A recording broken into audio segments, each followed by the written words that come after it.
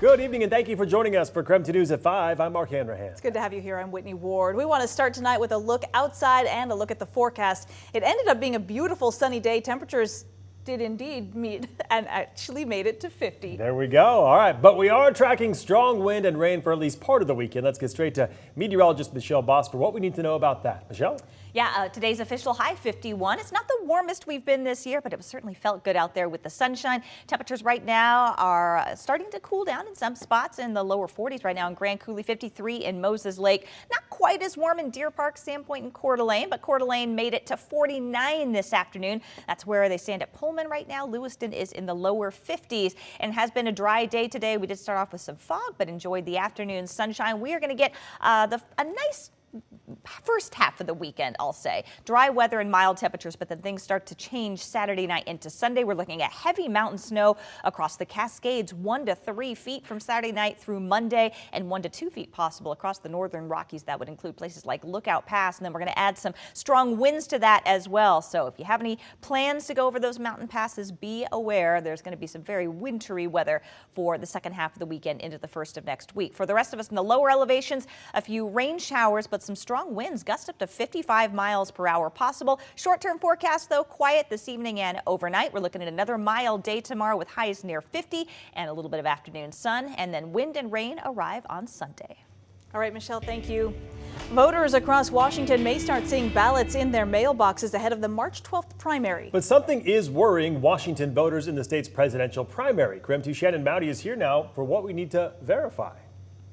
Yeah, we've had quite a few viewers writing in specifically about what they're seeing on the ballot envelope. Looks just like this. You're asked to mark either Republican or Democrat.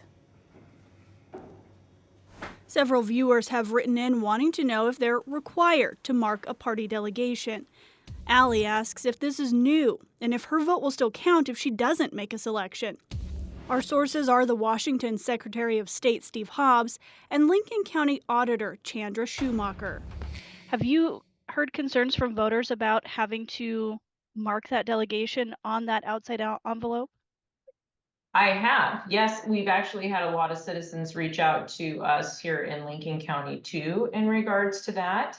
And it isn't new. Schumacher says marking your party delegation was also required in 2020 and 2016. The only time that they have to declare is on the presidential primary. That's because the presidential primary is a little different. The Washington Secretary of State's office says this type of primary is a way for voters to help political parties choose presidential nominees. In order for the parties to get a really good, clear vote, they want the person to pick a party and then vote for that party. It's an internal party process, and this is backed up by the U.S. Supreme Court. So people get angry, they contact the Secretary of State's office, their county honor, and get mad. Your marked party delegation must match the party of the candidate you vote for on your ballot.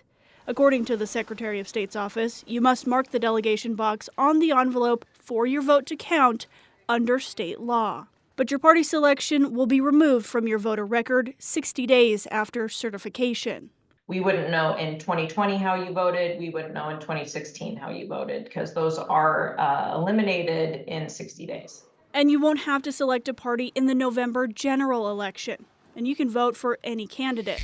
So yes, we can verify you do need to mark party delegation on your ballot envelope for Washington's presidential primaries for your vote to count. Schumacher says if you're worried about sending that marked ballot envelope by mail, you can also drop it off in an official ballot drop box or take it into your elections office. Shannon Mowdy, KREM 2 News. All right, Shannon, thank you very much. In the meantime, South Carolina's Republican primary is tomorrow, and the state's former governor, Nikki Haley, is still trailing former President Donald Trump in the polls. But Haley is vowing to stay in the race no matter what. She's polling behind Trump right now by more than 30 points. She argues she has a better chance, though, than Trump does of defeating President Joe Biden in November. In the meantime, Trump is more focused on a potential rematch with Biden instead of the Republican primary. President Biden easily won South Carolina's Democratic primary earlier this month. Democrats have their next primary on Tuesday in Michigan. Well, there's been a lot of talk about the potential health effects of PFAS in the drinking water out on the West Plains, but it can be hard to know where to get accurate information and then what to do with it. That's why the West Plains Water Coalition is hosting an important Q&A meeting next week with Dr. Bob Lutz, and you'll likely remember him as the former health officer for Spokane Regional Health during the COVID pandemic. On Monday, he will lead a discussion open to anyone in the public who wants to learn more about exposure to PFAS and how to talk to your doctor. I talked with him one-on-one today. What would you say to people who are concerned that they have been drinking water for decades before realizing that there was this potential contamination? So for me, the take-home message to an individual who is concerned about past exposure and or present exposure is limit your exposure as best you can. And right now, primarily in West Plains, it's water, but also know that if you're eating foods that have been grown out there or animals that have been raised out there, it's likely they've been exposed to PFAS as well.